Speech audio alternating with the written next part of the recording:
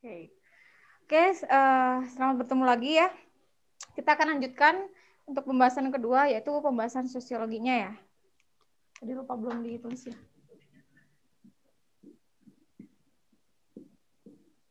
Oke, nomor 1. Soalnya ya, para pejabat pemerintah yang mempelajari sosiologi dapat mengantisipasi apa yang akan dialami oleh masyarakat pedesaan setelah beroperasinya sebuah perusahaan tambang emas berskala besar. Dengan adanya aktivitas penambangan tersebut, dapat diramalkan, diprediksi ya, akan terjadi apa? Jadi kan di situ di sebuah pedesaan katanya ada perusahaan tambang emas. Berarti nanti di perusahaan tambang emas itu kan akan terjadi apa? Banyak mungkin dia memperkerjakan tenaga kerja dari yang pendatang gitu ya, bukan dari penduduk lokal. Berarti di sini kemungkinan yang akan jadi adanya perubahan sosial. Apa itu perubahan sosial? Perubahan sosial itu adalah perubahan yang terjadi ya dari struktur di atasnya sampai ke sistem lapisan masyarakatnya. Jadi memang perubahan yang terjadi di mana masyarakat itu biasanya berubah ya dari struktur sosialnya ke sistem sosial di bawahnya gitu sekali lagi. Jadi makanya biasanya kalau misalkan ada sesuatu yang terjadi di masyarakat atau sesuatu yang baru gitu ya, pasti akan di masyarakatnya juga akan bingung ya, ada masyarakat yang beradaptasi atau tidak bisa beradaptasi di situ. Makanya kemungkinan kalau misalkan ada sebuah perusahaan yang baru, pasti nanti ada orang pendatang baru yang bekerja di sana. Mereka akan membawa perubahan-perubahan yang ada dari asalnya dibawa ke situ gitu. Maksudnya akhirnya nanti ada perbedaan antara penduduk lokal dengan si pendatang baru. Nah, jadi nanti istilahnya bisa mengembangkan nilai norma yang dibawa dari si asalnya gitu ya, penduduk pendatang dari asalnya gitu. Jadi makanya sosiologi ini biasanya dia itu kan ada fungsinya ya, biasanya dia sebagai konsultan. Konsultan ini biasanya bisa memprediksi ya perkiraan apa yang akan terjadi di masyarakat. Nah, maka dari itu di sini sosiologi bisa memprediksi bahwa akan terjadi sebuah perubahan sosial yang terjadi di masyarakat. Seperti itu. Jawabannya E ya. Kemudian nomor 2. Perspektif sosiologi yang secara tepat digunakan dalam menjelaskan aksi mogok buruh terhadap perusahaannya adalah, kalau ini berkaitan dengan antara buruh dengan perusahaan, berarti majikannya gitu ya. Berarti berkaitan dengan konflik sosial. Jadi kalau kita bahas sebenarnya teori konflik sosial itu ada 3 ya. Teori konflik sosial.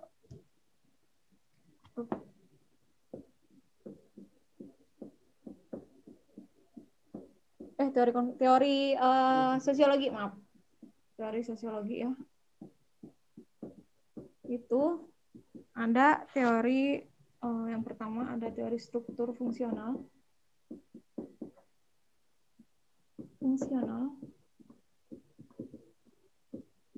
Kemudian ada teori konflik dan juga teori interaksi simbolik.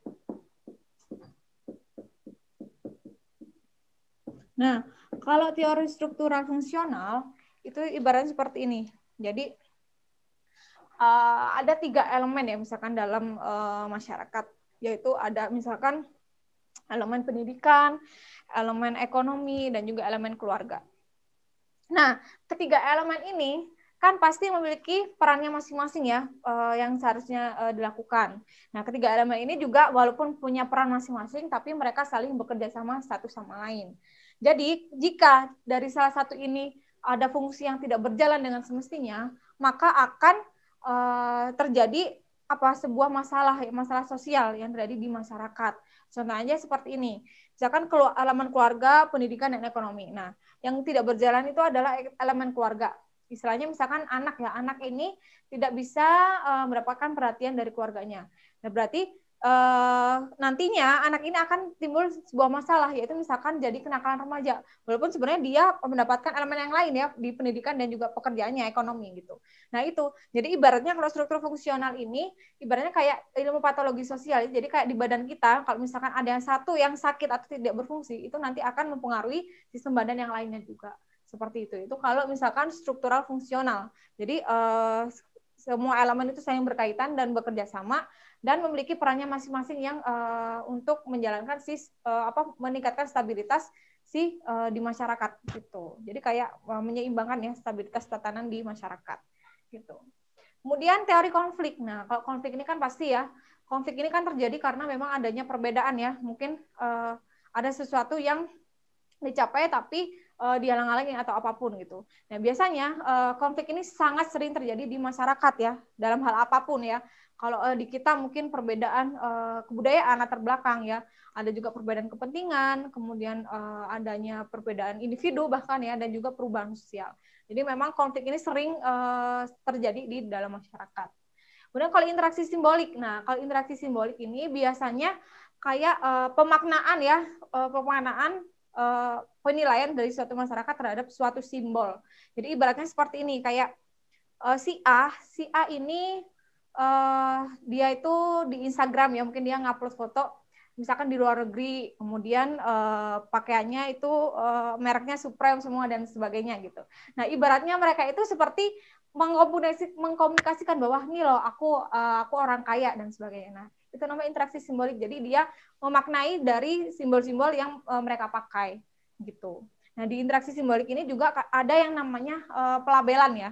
Jadi kayak ada orang yang tadinya tidak bermasalah ya, tidak punya masalah istilahnya, dia bergaul dengan orang yang punya masalah gitu ya. Nah, akhirnya hal ini itu akan membawa mereka yang nggak bermasalah jadi bermasalah gitu. Jadi kayak dilabelkan misalkan anak itu suka bolos sekolah. Nah, itu kan jadi labelnya bahwa nantinya dia akan ya bolos sekolah terus seperti itu. Nah, ini ada interaksi simbolik.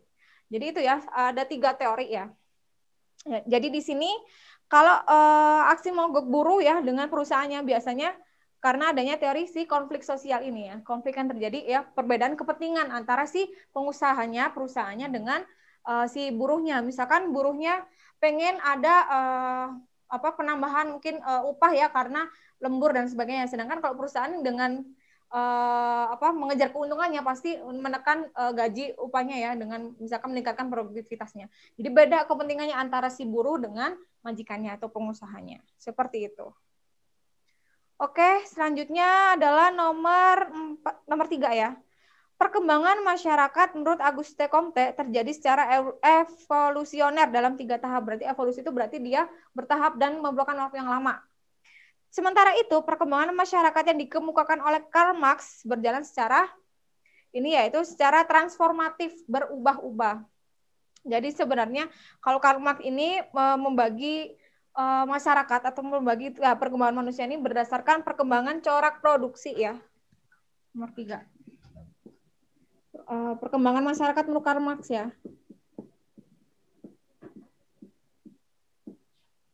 Berdasarkan corak produksi. Bentar. Nah, corak produksinya apa aja? Yaitu nanti ada minta waktunya sebentar ya. Oh, habis baterainya. Oh, udah dimatiin ya. Saya minum dulu.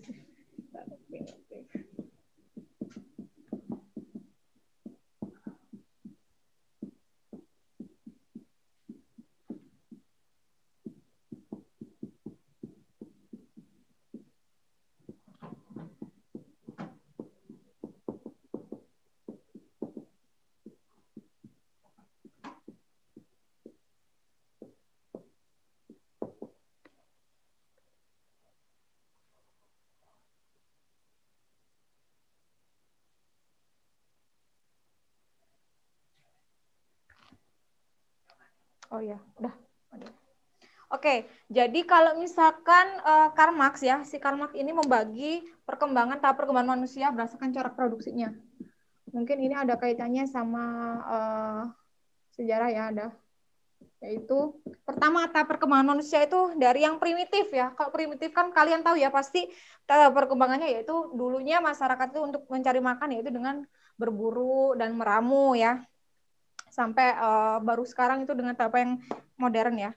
Kemudian yang kedua perbudakan. Jadi biasanya terjadi karena adanya pertambahan penduduk ya.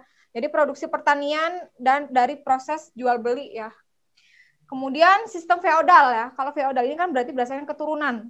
Makanya di sini masyarakatnya didominasi oleh kaum bangsawan dan juga pemilik tanah. Sedangkan kalau kapitalis ini biasanya pada abad ke-16 itu menjadi paling dominan ya. Yaitu waktu itu lagi adanya revolusi industri. Jadi masyarakat ini kegiatan produksinya tidak ditunjukkan untuk memenuhi kebutuhan apa aja, tapi untuk mendapatkan keuntungan yang paling penting di situ. Sedangkan yang terakhir komunis. Nah, kalau komunis ini ditandai dengan adanya kepemilikan ya, kepemilikan bersama alat-alat produksi. Jadi biasanya ada tidaknya si sistem kelas-kelas sosial. Makanya di sini manusia itu dihargai karena kemampuan produksinya ya untuk diperkembangkan secara seimbang dan memuaskan. Jadi itu ya 5 tahapan perkembangan masyarakat menurut si Karl Marx. Jadi transformatif, dia berubah-ubah tahapannya. Kemudian nomor 44 ya. Rudy adalah seorang pengusaha yang sangat berhasil. Keberhasilannya ini tidak diperoleh dalam waktu singkat dan mudah. Ia memulai usaha semenjak duduk di bangku SMA. Saat itu, ia harus bekerja untuk membantu kondisi ekonomi keluarganya yang sulit. Ketika kuliah, ia tetap bekerja menjalankan usaha untuk membiayai kuliahnya. Seiring berjalannya waktu, ia memiliki keterampilan dan jaringan usaha yang luas. Lama-kelamaan usahanya semakin besar dan bahkan ia mampu mempekerjakan banyak pegawai. Kondisi Rudy ini lebih baik dibandingkan dengan kondisi orang tuanya. Status yang berhasil dicapai Rudy, masih ingat ya, ada 3 ya. Perolehan status. Ya, di sini aja. Oke. Nomor berapa itu teh? Nomor 4 ya. 3 cara perolehan status, yaitu ada ascribe, kemudian ada achieve, dan juga assign. Nah, apa sih bedanya? Ascribe status itu biasanya perolehan status yang diperoleh seseorang dari mana? Dari keturunan atau dari lahir, dari sejak dia lahir. Jadi kalau dia udah lahir ya, misalkan statusnya itu adalah sistem kastanya misalkan ya, kastanya Brahmana, ya udah jadi seterusnya dia dapat pencapaiannya ya ada di kasta Brahmana, kasta paling tertinggi gitu ya. Atau dia misalkan anaknya bangsawan, nah itu berarti kan diperoleh dari sejak dia lahir gitu. Sedangkan kalau achieve, dari kata achievement ya, achieve itu apa? Berarti yang diperoleh dari usaha atau kerja keras. Berarti pencapaian ya, pencapaian dia sendiri. Jadi tadi contohnya di si Rudy ini, yang Rudy tadi awalnya istilahnya susah gitu ya untuk bersekolah gitu ya. Sampai akhirnya dia punya usaha sampai bisa memperkerjakan karyawan. Berarti kan dia sukses karena usaha kerja kerasnya sendiri. Kemudian yang terakhir assign. Nah, assign ini adalah perolehan status yang didapatkan dari penghargaan, sebuah penghargaan dari orang lain ya. Jadi misalkan contohnya gelar proklamator ya, maksudnya gelar proklamator yang didapatkan oleh Presiden Soekarno ya oleh masyarakat. Atau gelar pahlawan dan sebagainya, itu kan berarti penghargaan dari orang lain gitu, bukan kita sendiri yang ini namanya gitu. Jadi di sini adalah jawabannya yang achieve status ya, achieve. Jadi status Rudy-nya di sini Rudy lebih tinggi daripada orang tua ya, karena dia berusaha keras ya untuk bisa sukses seperti itu. Nomor 45. Berdasarkan penelitian stratifikasi masyarakat Jakarta tahun 90-an, menteri merupakan pekerjaan yang berada pada strata lapisan tinggi. Hal ini disebabkan seorang menteri memiliki kekuasaan dan pengaruh yang besar dalam pemerintahan. Dalam hal ini, bentuk stratifikasi sosial yang paling tepat untuk seorang menteri adalah stratifikasi sosial berdasarkan kriteria. Masih ingat ya, stratifikasi sosial itu apa? Stratifikasi sosial itu adalah pelapisan atau pengelompokan masyarakat berdasarkan kelas-kelas sosial yang memiliki tingkatan. Kan dari kata strata itu kan artinya tingkatan. Jadi masyarakat itu dikelompokkan berdasarkan tingkatan-tingkatan yang ada. Nah, apa sih yang bisa dirasakan oleh masyarakat? Yaitu yang pertama biasanya itu keturunan ya, misalkan dari kaum bangsawan atau apa gitu. Kemudian kedua karena kekuasaan, karena jabatan ya. Ini pasti berdasarkan dengan politik ya. Kemudian karena pendidikan, nah biasanya orang-orang yang berpendidikan tinggi biasanya dikelompokkan di kelas-kelas sosial yang lebih tinggi juga. Gitu. Kemudian berdasarkan pendapatan dan juga pekerjaan. Itu dia ya. Jadi kalau di sini stratifikasi sosial ya dari yang karena dia itu seorang menteri memiliki kekuasaan berarti berkaitan dengan politik ya, berdasarkan kriteria politik. Jadi jawabannya yang C. Oke, selanjutnya nomor 46. Sebuah desa transmigrasi yang dihuni oleh masyarakat asli dan juga migran memiliki dua pengelompokan berdasarkan kesejahteraannya. Masyarakat transmigran berarti masyarakat yang tadi dipindah ya, pindah dari kota penduduknya yang padat ke penduduk yang jarang ya, memperoleh lahan subur dan bisa menghasilkan uang cukup memadai sehingga bisa menyekolahkan anaknya keluar desa. Nah, sementara itu penduduk asli di wilayah itu hanya menggarap lahan seadanya dengan penghasilan yang pas-pasan, sehingga mengalami kesulitan untuk menyekolahkan anaknya. Maka, faktor penghambat masyarakat lokal ini untuk melakukan mobilitas sosial adalah perpindahan dari status sosial yang satu ke status sosial yang lainnya ya. Nah, apa sih yang menghambat si penduduk asli di daerah itu nggak bisa melakukan mobilitas? Karena yaitu kemiskinan, faktor kemiskinan yang sudah ada ya sejak dulu. Jadi kemiskinan istilahnya kemiskinan dari kemiskinan subjek orangnya ya, kemiskinan absolut ya. Jadi memang masyarakatnya ada di bawah standar kemiskinan seperti itu. Jadi dia sulit ya untuk melakukan perpindahan status gitu. Tapi kalau orang transmigran tadi karena dia diberikan gitu ya modal untuk melanjutkan misalkan memberikan pekerjaan gitu ya atau lahan untuk diolah. Nah, tapi kalau penduduk lokalnya sendiri tidak diberikan seperti itu. Jadi karena kemiskinan ya yang menghambat orang-orang tidak bisa melakukan mobilitas. Jawabannya yang B. Kemudian nomor 47. Kemajemukan pada masyarakat Indonesia dapat menyebabkan timbulnya berbagai permasalahan dan kerawanan sosial dalam masyarakat. Berikut ini adalah upaya yang dapat dilakukan untuk mengatasi permasalahan tersebut, kecuali ya, berarti yang bukan upaya untuk mengatasi permasalahan kerawanan sosial. Yang bukan adalah yang ya, mempertahankan dan menjalankan tradisi atau adat istiadat secara kaku. Kalau misalkan mungkin ya di daerah-daerah yang masih mempertahankan adat istiadat yang masih kaku ya, maksudnya kan itu juga bisa istilahnya mengekang dari individunya ya. Kan harusnya kan nilai dan norma yang berlaku itu sifatnya fleksibel karena dia bergantung pada perkembangan zaman gitu. Jadi nggak terpaku dengan sistem nilai yang ada sebelumnya. Jadi generasinya juga kan beda gitu. Jadi karena adanya perbedaan perkembangan zaman. Jadi harusnya lebih fleksibel gitu ya aturan-aturan yang berlaku. Seperti itu. Jadi jawabannya yang E. Kemudian nomor 8 ya. Masyarakat yang terdiri atas berbagai kebiasaan dan kebudayaan dari berbagai kelompok sosial yang sibuk dengan urusan kelompok masing-masing bisa dikatakan memiliki integrasi sosial yang rendah. Integrasi sosial itu apa? Penyatuan unsur-unsur yang berbeda di dalam masyarakat ya. Jika terjadi kesalahpahaman dari anggota kelompok yang berbeda dan dibiarkan berlarut, dapat diramalkan akan terjadi konflik yang besar. Oleh karena itu, berbagai kelompok sosial yang ada membangun sebuah komunikasi dalam bentuk rembuk warga atau organisasi agar suasana aman dan nyaman tetap terpelihara. Dalam hal ini, integrasi sosial tercipta atas dorongan. Jadi gimana sih menyatukan masyarakat ya? Dorongan apa sih yang menyebabkan masyarakat ini ingin menyatukan gitu ya maksudnya di sini? Berarti karena adanya keinginan untuk hidup lebih tentram, lebih damai gitu. Karena mereka nggak mau ada masalah besar gitu dalam kelompok gitu. Makanya dia terdorong ya udah kita menghargai adanya perbedaan. Jika nanti ada terjadi sesuatu atau masalah, kita musyawarahkan seperti itu. Jadi orang-orang ini terbentuk integrasi sosialnya karena ingin hidup tentram gitu. Kehidupan yang lebih tentram. Jadi jawabannya yang A. Itu ya.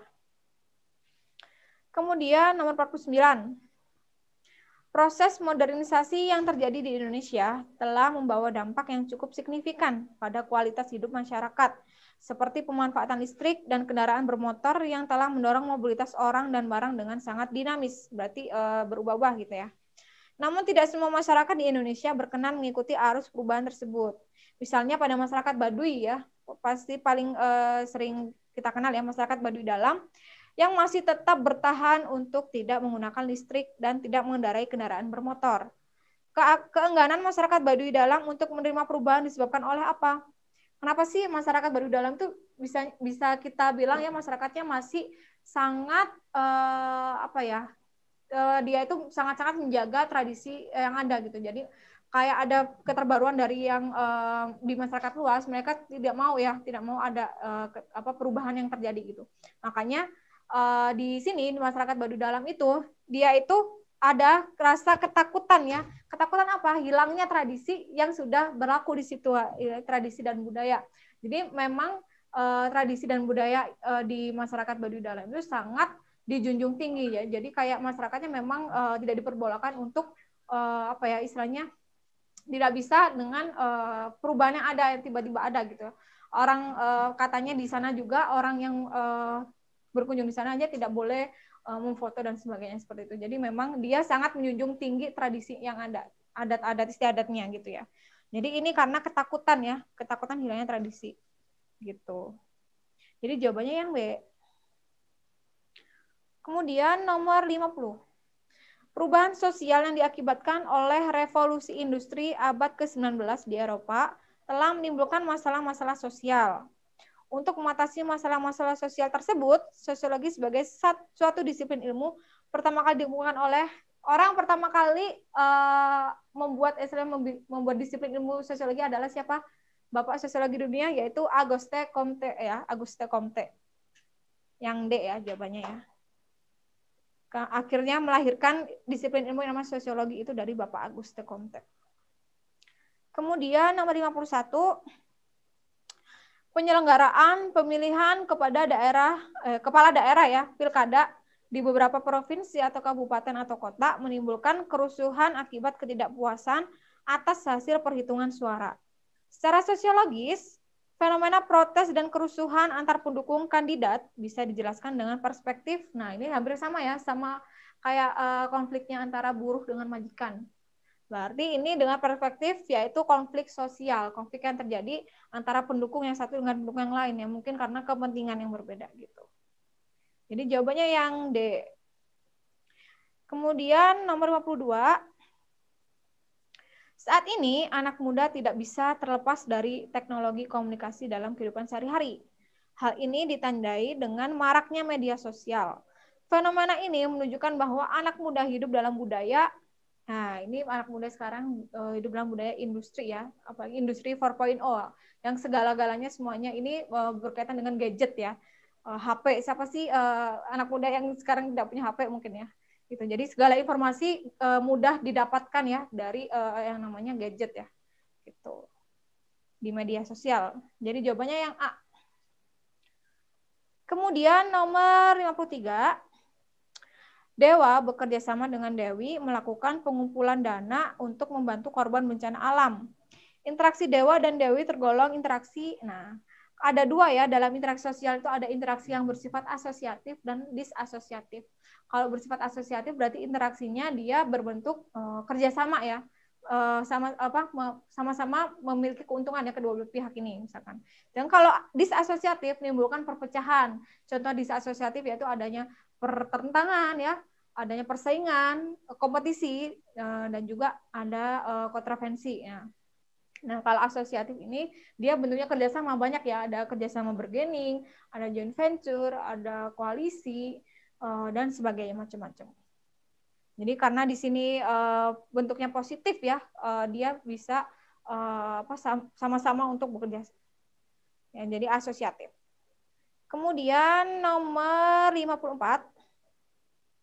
Menurut Weber, stratifikasi yang ditentukan berdasarkan kriteria ekonomi. Nah, kalau menurut Weber, kriteria ekonomi ini ada 3 ya, ada kelas sosial ya, kelas sosial bawah, kelas sosial menengah dan kelas sosial atas. Nah, kalau biasanya kelas sosial bawah itu biasanya untuk mengelompokkan orang-orang yang misalkan kerjanya sebagai buruh, karyawan dan sebagainya. Kalau misalkan kelas sosial menengah biasanya itu identik dengan masyarakat yang memiliki pendidikan tinggi.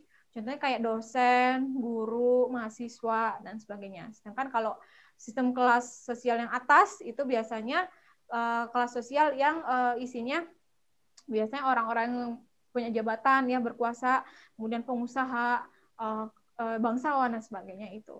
Jadi kalau Max Weber ini dibagi berdasarkan kriteria ekonominya yaitu kelas sosial. Jadi jawabannya A. Kemudian nomor 55. Pak Ahmad mengalami PHK atau pemutusan hubungan kerja karena dampak pandemi. Padahal ia sudah menduduki jabatan manajer. Akhirnya Pak Ahmad memutuskan untuk menjadi penjual gado-gado. Kasus Pak Ahmad ini menunjukkan ia mengalami apa? Jadi yang tadi awalnya manajer, tiba-tiba jadi penjual gado-gado. Berarti mengalami yang namanya mobilitas sosial. Mobilitas sosial itu apa? Perpindahan status ya, dari status sosial yang satu ke status sosial yang lain. Kalau mungkin lebih spesifiknya dia mungkin mobilitas sosial vertikal turun ya, karena yang tadi awalnya manajer yang pekerjaannya bagus gitu ya, kemudian jadi turun ya, jadi penjual gado-gado gitu. Jadi jawabannya yang B, mengalami mobilitas, yaitu pergerakan dari status sosial satu ke status sosial yang lain. Kemudian nomor 56. Dalam pergaulan sehari-hari, sering menilai seseorang berdasarkan latar belakang atau suku etnisnya. Misalnya, orang Jawa dianggap halus dan sopan. Orang Minang dianggap hemat. Nah, penilaian semacam ini disebut apa? Kalau dalam sosiologi itu disebutnya apa?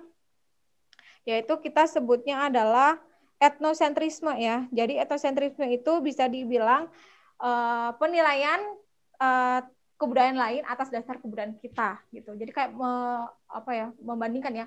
Kan kalau misalkan di Jawa mungkin orangnya ya tadi ya bisa disebutkan orangnya sopan, lembut gitu misalkan.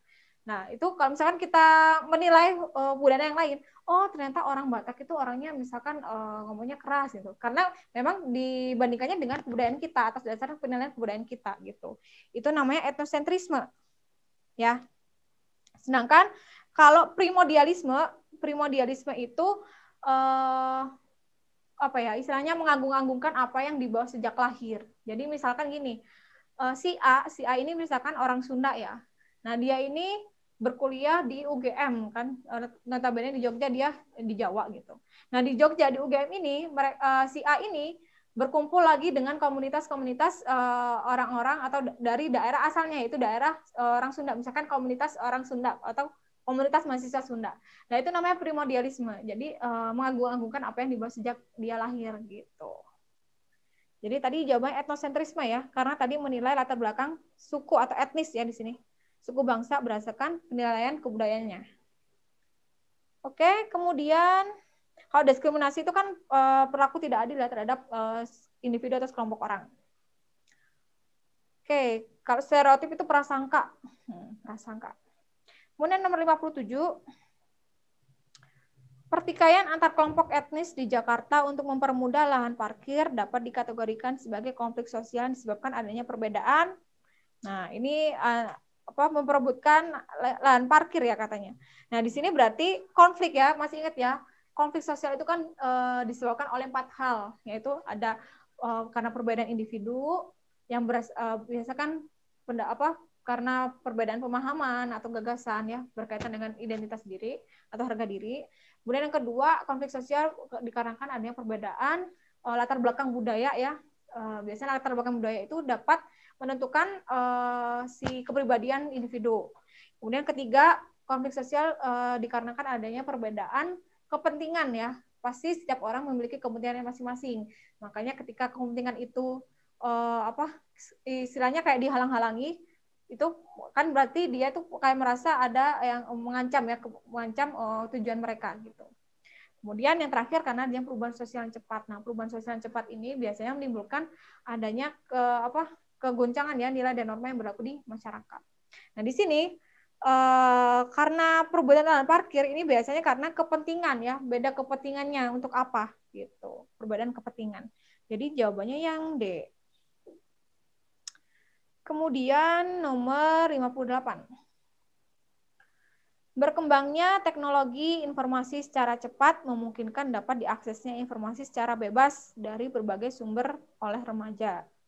Hal ini bisa mempengaruhi perubahan gaya hidup remaja yang secara langsung disebabkan oleh faktor, nah tadi ya, udah diketahui bahwa ini karena berkembangnya teknologi informasi. Berarti bagaimana si remaja ini kan dapat mengakses segala informasi ya, dimanapun dia ya, dari media dan sebagainya. Berarti ini karena adanya faktor pengaruh iptek ya, ilmu pengetahuan dan teknologi itu sendiri. Jadi dari adanya kemajuan iptek ini sebenarnya membawa dampak yang besar juga ya untuk remaja-remaja gitu ya. Dia bisa mengakses segala apapun yang bisa yang seharusnya nggak mereka akses mungkin ya. Tapi dari kemajuan itu ya itu dari dampak negatifnya ya dari kemajuan iptek. Seperti itu. Kemudian nomor 59. Seringnya publik mengucilkan kehidupan pasien AIDS dikarenakan pemikiran pendek dan menganggap pasien AIDS tidak berhak hidup. Stigma dan diskriminasi di antara sebagian besar masyarakat akan terus-menerus marak jika tidak diimbangi dengan informasi dan pengetahuan yang memadai. Stigma negatif selalu dijadikan senjata utama untuk mengucilkan para penderita AIDS. Hal tersebutlah yang membuat jurang diskriminasi semakin dalam. Banyak penderita AIDS yang akhirnya menarik diri dari diri masyarakat ya karena merasa dikucilkan dan tidak mendapat hak yang sama dengan warga negara yang lain. Tindakan penderita AIDS yang akhirnya menarik diri masyarakat merupakan bentuk ya, jadi istilahnya mereka menarik diri ya, maksudnya tidak ingin bergabung dengan masyarakat ya karena merasa dia sebenarnya dari awal juga dikucilkan gitu ya, akhirnya mereka menarik diri.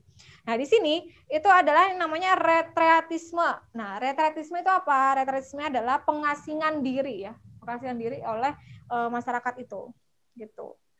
Kalau misalkan anomi itu di situ ya, anomi itu adalah kondisi kekacauan ya dalam individu itu.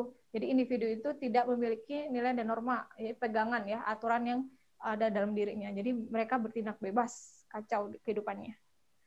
Kalau rebellion ini biasanya penyimpangan sosial yang terjadi jika warga masyarakat menolak norma maupun nilai sosial dan ingin menggantinya dengan nilai sosial yang baru. Itu namanya rebellion.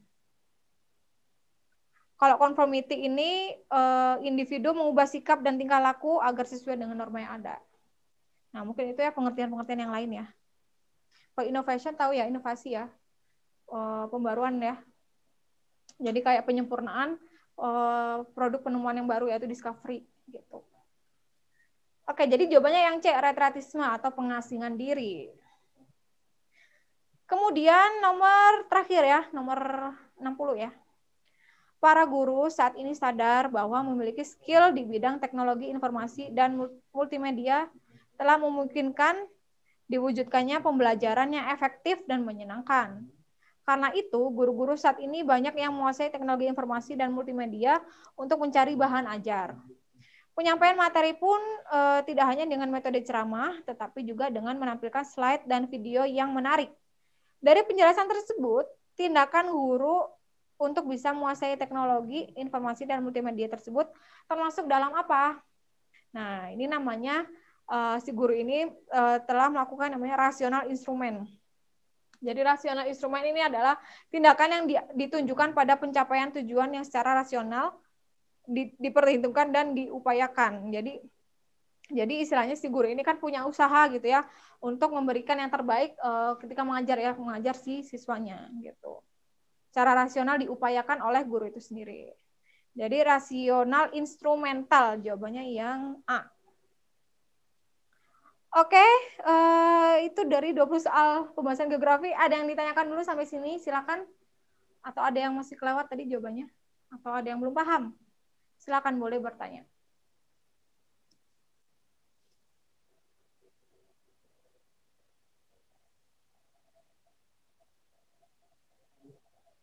Apa? Ada? Silakan.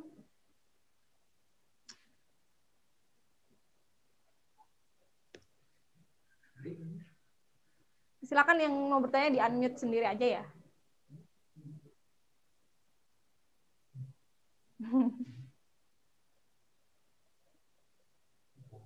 Enggak ada.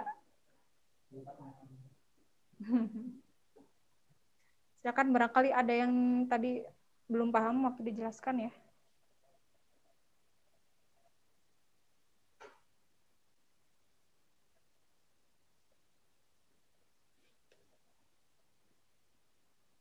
Tidak ada?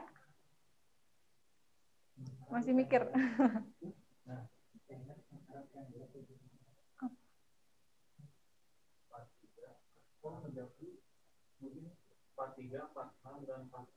Oh, 43, 43, 49. Jawabannya kelewat atau apa itu? Nanya. Oh. Nomor 43 itu jawabannya B ya, transformatif. Transformatif itu artinya berubah-ubah tadi ya, tahapan perkembangan dari Karl Marx. Jawabannya transformatif. Kalau 46 itu jawabannya adalah kemiskinan ya. Karena penduduk lokal memang ada di bawah standar kemiskinan di situ. Faktor yang menghambat dia tidak bisa melakukan mobilitas sosial. Kemudian 49 tadi jawabannya adalah B, ketakutan hilangnya tradisi dan budaya. Karena kalau kita tahu ya, suku Baduy Dalam itu kan memang tradisinya sangat kuat ya, sangat kental ya. Jadi tidak bisa sembarangan suatu perubahan bisa masuk ke dalam tradisi adat suku Baduy Dalam. Jawabannya B yang 49. Selain itu ada lagi? Udah. Oke, kalau tidak ada lagi ditanyakan, Kak Ines ucapkan terima kasih ya. Mudah-mudahan apa yang dari kita bahas dari tadi ya, dari yang geografi dan juga sosiologi pun kita bisa bermanfaat gitu ya, bisa untuk kalian pelajari juga gitu ya, bisa diterima. Ada info lagi Kak? Oh benar. Iya, tunggu sebentar ya. Sebentar, ada informasi. Nggak ada. Nggak ada. Kita tutup nih. Oh ya udah. Jika nggak ada lagi ya yang ingin ditanyakan, Kak Ines cukupkan sekian untuk pembahasan pada siang menjelang sore hari ini. Terima kasih atas perhatiannya. Sampai berjumpa lagi. Wassalamualaikum warahmatullahi wabarakatuh. Waalaikumsalam. Terima kasih, Kak. Sama-sama. Terima kasih, Kak.